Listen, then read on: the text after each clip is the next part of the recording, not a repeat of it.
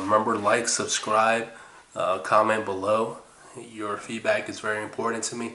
And like I said, I'm still not wearing a jersey, but I'll wear one tomorrow morning. So, get that clear out the way. I know I bragged about my jerseys, but I'm not here to brag. I'm just here to show y'all how much Rockets love I have and throughout the years what I collected. But I'm just wearing a t-shirt, and this is my new background. So yeah, it's just a bunch of stuff that was just scattered around my house. I still got so much stuff, and I might add to the back of the wall. Maybe, maybe not. You let me know if this is too much, or should I tone it down a little bit. But I still got my buddy. I'm always going to have him, like I said, in every video, because he's my lucky charm, even when we're shorthanded. So I just want to tell y'all, I just said that we're so shorthanded tonight, and I did predict that we were going to lose tonight. I predicted that we were going to lose. I predicted that James Harden was going to go for 50, probably. I also said Jamal Murray was going to go off, and I kind of figured that Jokic would go off as well. He did. They're both solid all the way around. But that's the difference between them right now and us, is the fact that we don't have a roster really.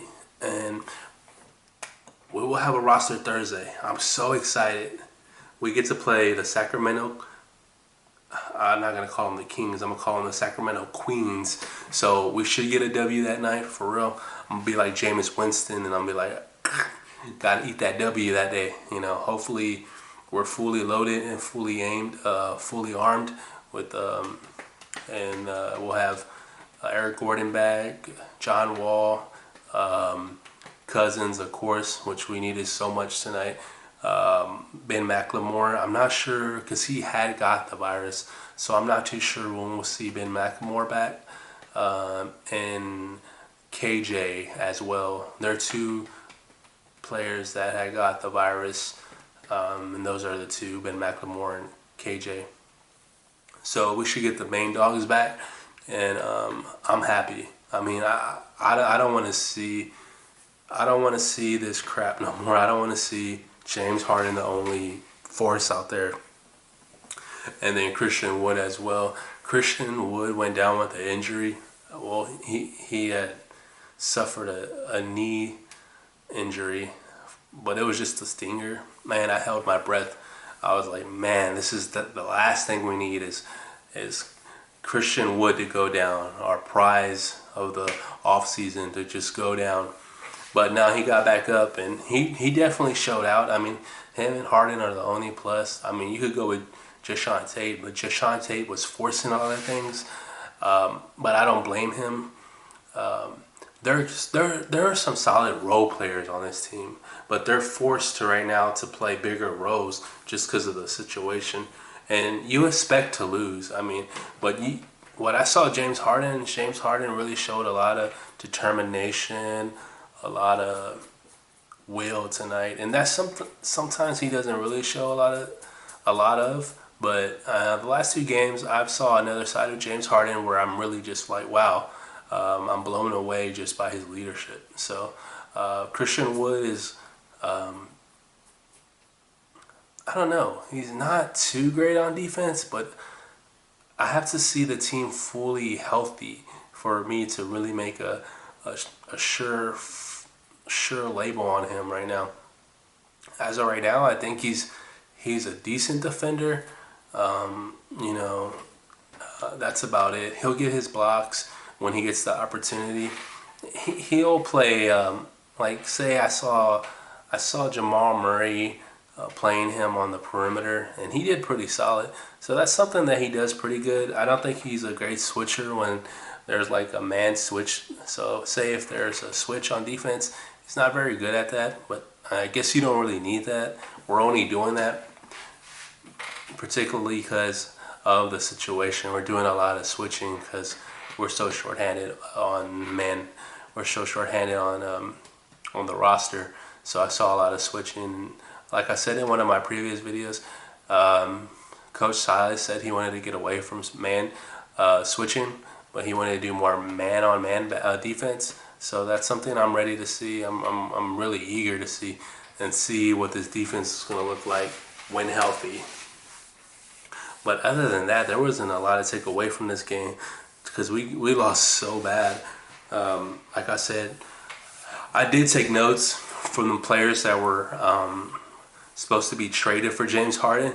So every team that is on James Harden's list or has been involved with the James Harden trade. There was Gary Harris, who looked pretty good. Nothing to run away with and trade him away for James Harden, but he will be a solid addition if we were going to trade for them. I know Bobo played like trash minutes, so I'm not going to really.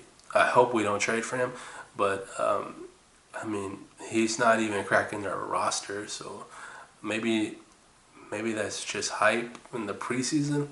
Because obviously, seeing what Bruno Caboclo did in the preseason, and he looked bad.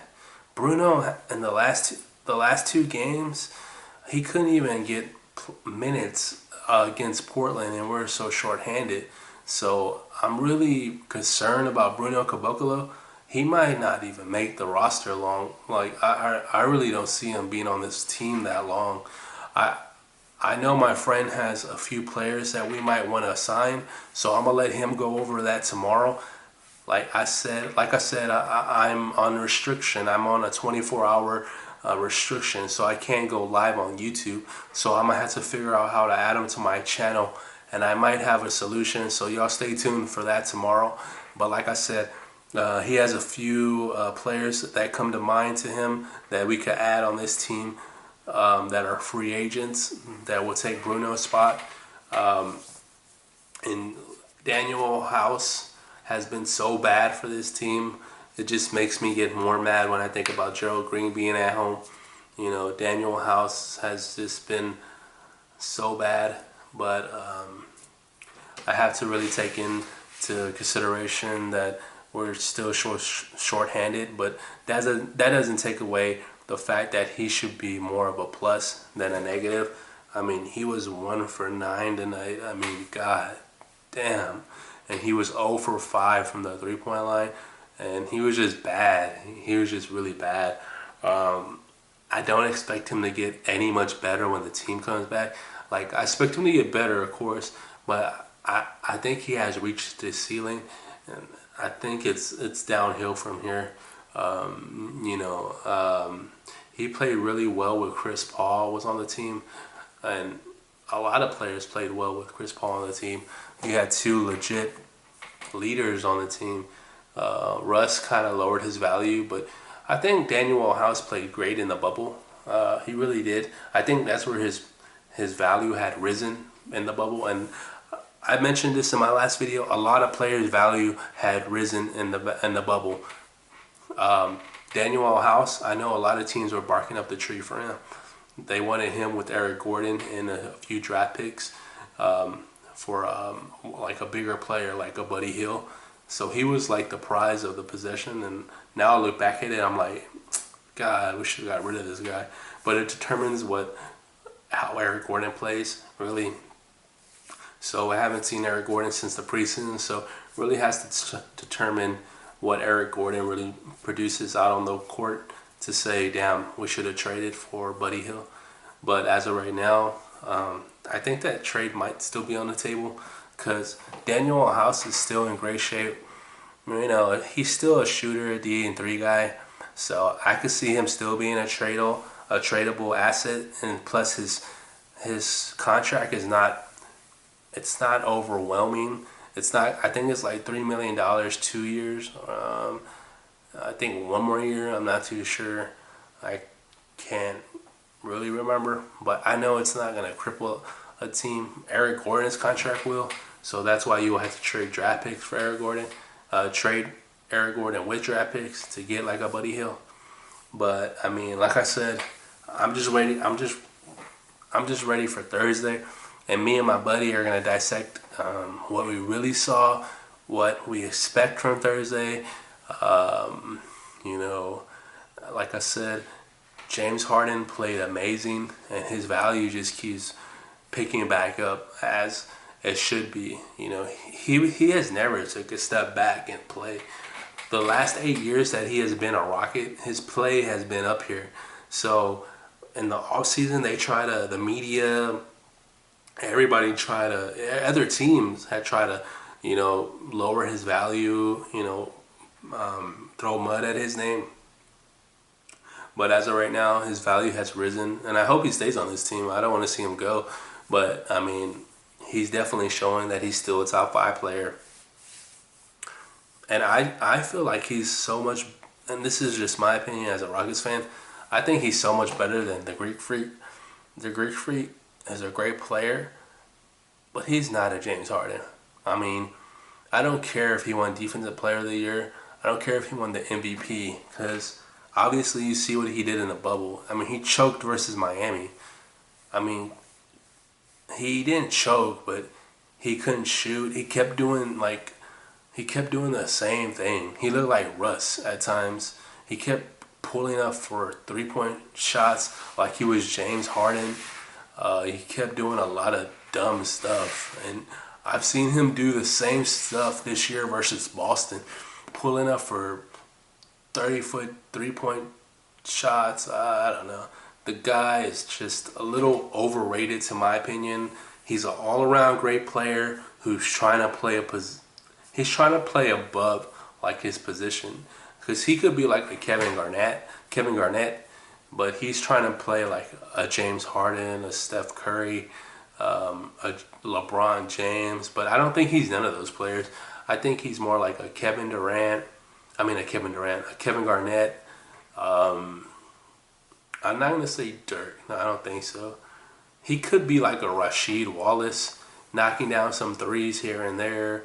But I mean, it's hard to compare him to a lot of players. That's why they're so high on him, because he's not like a lot of players. So the only player I could see him being similar to is Kevin Garnett. That's it. But like I said, James Harden is still a top 5 player, and as of right now, I think Christian Wood is a top 15 center in the NBA. There's not a lot of them, so I mean, we could reel off like Jokic 1, Embiid 2, 3. 3 would be, is Anthony Davis a center or a power forward? I don't know, because it just matters of the situation and the game and the team they're playing. So he could be a top 10 center. I mean, I think he already has proven that he's a top 10 center. I mean, I'll tell you what, I'll pick him over Porzingis. I mean, Porzingis is useless on defense.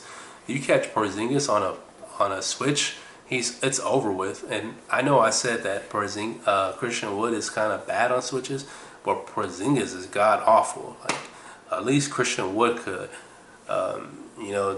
kind of make you change your shot or block your shot, But yeah, he's definitely better than Porzingis in a sense of like Porzingis has done it more, and he's done it over a span of consistency.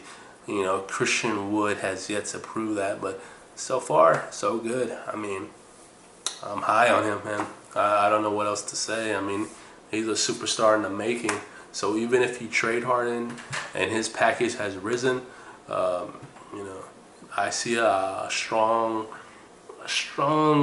future for this team, even if he stays. So hopefully he does stay, and I'll come back with another video in the morning, like I said, with my friend, and we'll have more topics, and we'll try to give y'all something more to think about than what happened last night. That's it. Remember, like, subscribe, comment.